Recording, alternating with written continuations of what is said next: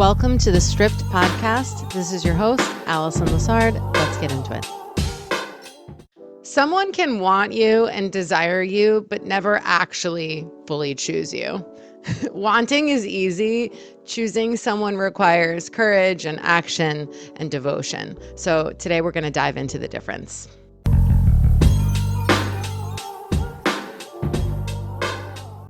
Okay, this is a hot topic lately. It's been coming up in my orbit. It's been coming up for clients. And I think it's been a theme for quite a while now, especially for those of you that have been here on YouTube with me for many years. There is a huge difference between fantasizing about someone and maybe lusting after them and sort of putting their potential on a pedestal versus like actually creating a plan to choose something or creating the conditions in your life to be someone who will be chosen. Because a lot of us think that like the fault is of the other person, like, oh, they're non-committal. Oh, they don't want to have a real relationship. Oh, they're just a player. Oh, they're just flaky. Oh, they're just indecisive. The truth of the matter is that whatever you're attracting is a mirror. I know it is a very hard pill to swallow. This was a tough one for me too. For those of us that have been in the sort of personal development sphere and spiritual community for a while, it's really hard sometimes to look and see that year after year, you keep attracting the same shit, even though you're doing work, even though you're, exploring yourself and your psyche and you're in the astral plane and everything else. It's like, why am I still attracting inconsistent partners? Why am I still attracting unavailable people? Why am I still attracting third-party energy? All right, so let's break this down a little bit more. Again, what you want is not necessarily what you're going to take action to create. So first and foremost, you have to understand, like, what do you really value? This is a question I ask every client, particularly when they come to me about intimacy, which is what most people still come to me for. If we're talking about relationship and you're like, I want a committed, monogamous, devoted, spiritual partnership. I want big love. I want passionate love. I want spiritual connection with my lover. All right. Amazing. First thing you got to do is look at your life and be like, what am I prioritizing? Because if you say that you want that, what are you actually doing? Because what you say you want and what you're actually doing need to match. In Buddhism, the way to create a result is to create a cause. The cause will always be similar to what you get later. So if you want devotion and you want commitment, but you lack those qualities yourself, you're not committing to things fully. And I'm not just talking about a partner. I'm talking about projects in your life, dreams, goals, other types of relationships like family or platonic friendships, business endeavors. Like, where do you still have one foot out the door? And this can be very sneaky because I've had to explore this year after year as well. Where do I still try in some subtle way to keep another door open, to always have sort of in the back of my mind, maybe a plan B or some other option, or, I can leave at any point. Do you know what I'm saying? Like, this can be definitely something very hard to see yourself. Sometimes we don't see our blind spots. So I always ask people, like, what do you really value? If you value commitment and you're not all in on things, then that's like the first thing. The second thing is to really explore what you're engaging in that doesn't match up with what you say that you desire. If you want commitment and monogamy and faithfulness, and you're still messing around and entertaining people that don't value that cheat, that lie, that are already in a relationship, no matter how unhappy they are. Because I do understand the compassionate part of you, the empath in you, the part of you that thinks, yeah, people will change. And some people do change because we can change. Like, people change because it's coming from you. Like in Buddhism, it's all coming from you, actually. So yes, of course people can transform, but you have to change first. So if you're still entertaining like third-party energies or people that are non-committal or people that flake in and out and they're hot and cold and they're push and pull, that's on you. That's on you. That's where you have to start to clean it up. And it's hard. It's like an addiction. It's literally like drugs. Ask me how I know. There's something really addictive and seductive in being wanted. There's something really sexy about being desired. But over time, the more that you want something real, it's going to get on your nerves. It's going to actually start to have the opposite effect. Like, it won't have the draw and the pull that it used to, because when you start to realize you got to separate like fantasy from what it is that you actually desire and reality. And like, fantasy is safe, you guys. You're not going to get hurt there. Being desired by someone unavailable, or you desiring someone that's, if you're unavailable or whatever the case may be, it's a form of escapism. It's a form of avoidance. It's literally a drug.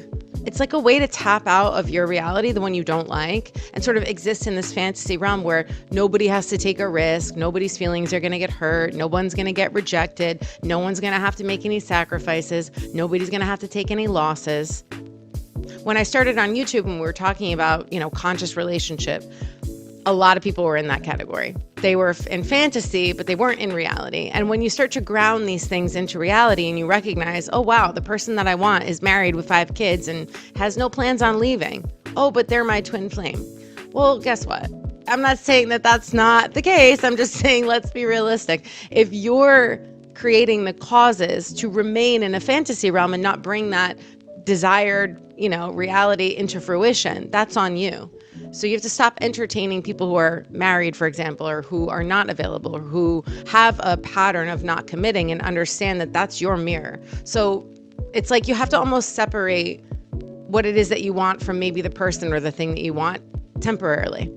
Because what can happen is that as you shift your energy and you start to embody more of the qualities of commitment, of devotion, of actually sticking to things before you get a result, of committing to things before you get the proof that it's going to happen. Another hard thing that people struggle with here in terms of like desiring someone is that they're like, well, I don't want to put all my eggs in that basket if I can't guarantee that they're going to choose me later. You guys, there is no guarantee. All you can do is create the conditions to be someone who is fully chosen. And how do you do that? Like I said, you have to embody the qualities in mind, body, speech. So like I said, first thing to ask yourself, what do I truly value? If I value honesty in a relationship, I cannot be lying or engaging with people who are lying. Stop. Like, that's where you've got to cut the shit. I'm very good at helping you do that. I do it quickly, you guys. It's surgical. I get in there very fast. We're going to identify what's going on if you work with me one-to-one, okay? The second thing, like I said, what are your energy leaks? Where are you not saying and doing the same thing? Those have to line up. I want to be with someone who's faithful. Why are you still texting someone who's married?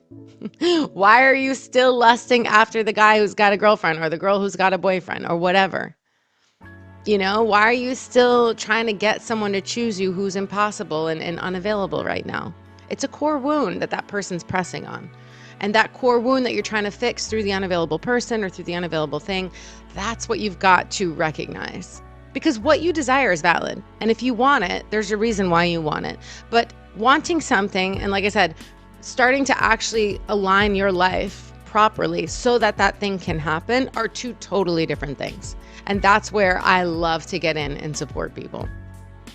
Because again, an energy leak for most of the people that I used to talk to when they were calling me for one-to-ones on, like when they were finding me on my YouTube channel around the conscious relationship stuff, most people were already in a third party situation. So like either both parties, them and the person they wanted, were already in a relationship with someone else, or one of them was single and the other one was in a relationship, and they're like, but it's my soulmate, but it's meant to be. And I'm not saying that that's not true. I'm saying if you've attracted a person who's already tied up with somebody else and then you lust after them and fantasize about them for a decade, but nothing's actually changing, then that's your responsibility to start to change your life so that, like I said, the conditions can start to change around you, and then you can see what happens.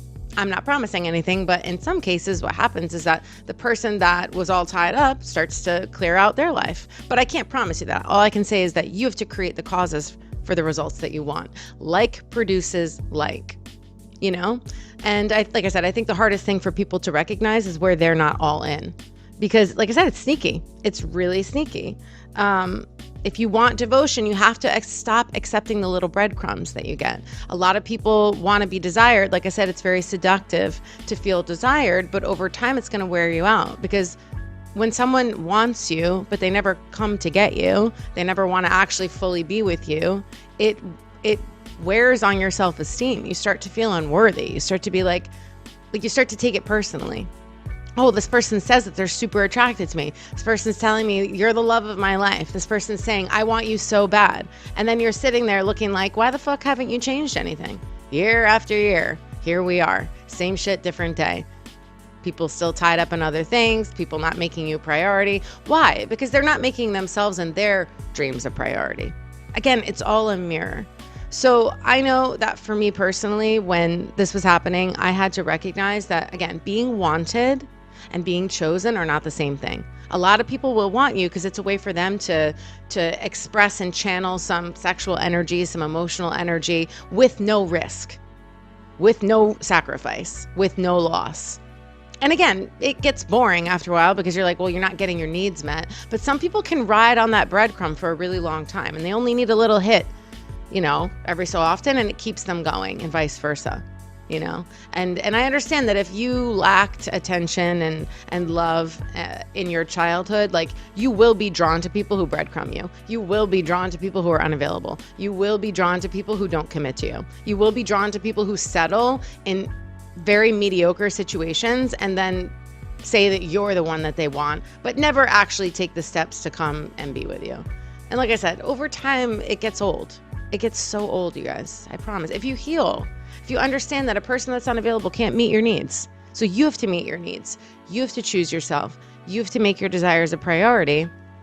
You have to reverse engineer all of this. And then you start to see your reality shift. Many years ago, I was surrounded by people who were cheating and in third-party situations. And now I look around and I see so many people in beautiful, happy, committed, devoted partnerships. I can think of like 10 off the top of my head. That did not used to be the case, but I know that in my mind, I changed how I was perceiving things. I changed my behavior. I meditated, I did the work, and now my reality has changed. Now, I'm not saying that I don't see that other stuff too, but I don't see as much of it. I see a lot more of the type of connection that I always wanted and that my clients want. So to me, I understand that we create the reality, and what's in your orbit is what's going on within you. So I know how painful it is to, like I said, be wanted and not chosen. But I'm here to tell you right now that you're the one that has to start to make those shifts internally. And then you start to see, like I said, cause and effect. Every cause creates a result in Buddhism, and the result is bigger than the cause. And the result's always like the cause, like produces like. So again, you start to become the person that you want. If you want to be fully chosen, one, you got to fully choose yourself. You have to prioritize your own needs. You have to start to do these things for yourself. No partner is going to boost your self-esteem permanently. The happiness doesn't come from them. If it did, then everyone that had a partner would be secure. Everyone that had a partner would be confident. Everyone that had a partner would be infinitely happy. And we know that that's not true. Like, you have to create the causes, water them, nurture them, and do it without the person there. That's how you start to become very magnetic. The more that you don't need it, you can want something and also understand it's not coming from them, it's coming from me. You are the king or queen or whatever of your own radiance, of your own magnetism, of your own sensuality, of your own erotic aliveness. It's up to you. That has to be a priority for you. I've noticed that as I decentered men for a while and realized it's not coming from them. Their validation is not ultimately what I need. What I need is to do this for me. And I need to create that type of frequency within myself and just send it out. Like, just be the thing that I want. Like, be the rose and then let the bumblebees come to you. That is what will happen. Your energy will shift. But like I said, you got to start where you're at. You know what I mean? And take it one step at a time. And like I said, where are you half in, half out still? You've got to really investigate that. Where are you still keeping one foot out the door? I mean, there are a lot of people who get into partnerships and relationships and they still mentally, no matter whether they're married, whether they've been in a long-term commitment, whether they live together for ages, maybe they're not married on paper, it doesn't matter. It's like they're together, but mentally or emotionally, they still have one foot out the door. There are lots of people like that, you guys. Getting married don't mean shit. You can be married and be absolutely checked out. You're married or you're with someone and you're not there. You are not present. You're not emotionally present. You're not spiritually present. There's plenty of people like that. So just wanting commitment isn't even enough. It's like if you want someone who's energetically, emotionally, mentally, physically, sensually invested in you and only you, you have to do that for you. You have to be all that for yourself first. I had to, like I said, decenter men, stop sleeping with people, stop dating. I literally went on a hiatus. I was like, I'm going on a hiatus from men. No more. No dating, no sex, no nothing for 8 years. I actually did it for years because it took me that long to draw back my energy, to focus my attention on myself and my spiritual path, and not in a selfish way, in a smart way. I was like, I'm going to have to become what I want. And since I want big love and I want big partnership in the sense of like a very intense and profound and powerful connection, I better understand that I'm responsible to hold that energy on my own before the person will arrive. And then together, if we become the sun and it's that big, I'm going to have to be able to hold that energy both on my own and with another person when it shows up. So I better increase my strength. Do you know what I mean? Like mentally, physically, emotionally. I had to really do that work. And when I detached for a long period of time, it like helped me heal the addiction that I had, because it was an addiction. I have an obsessive personality and I get very obsessed. So if I like someone, I'm obsessed with them. And I realized like the obsession was getting in the way of my own priorities. I needed to center me and my dreams and goals and energy and well-being. And then once I was doing that more in a healthier way, let's say, I could attract a person who's intense like me, but who also takes care of themselves so that they can fill my cup and I can fill their cup. But we're not coming from depletion. We're not coming from scarcity. We're not coming from lack. We're coming from overflow. All right. So this is like where being fully chosen, like you have to literally start doing that in all the areas of your life, choosing yourself, choosing your path, choosing your health, choosing your emotional health, physical health, spiritual health, all of it, and make it a priority. I'm not saying you have to be perfect. You might meet someone early on and have to do the work together. Like everyone's path is different. What I'm saying is that you have to commit and stay before you have proof. You have to commit to things before you know if it's going to work out. You have to take a risk and go all in, even if you're afraid to get hurt, even if it may not last.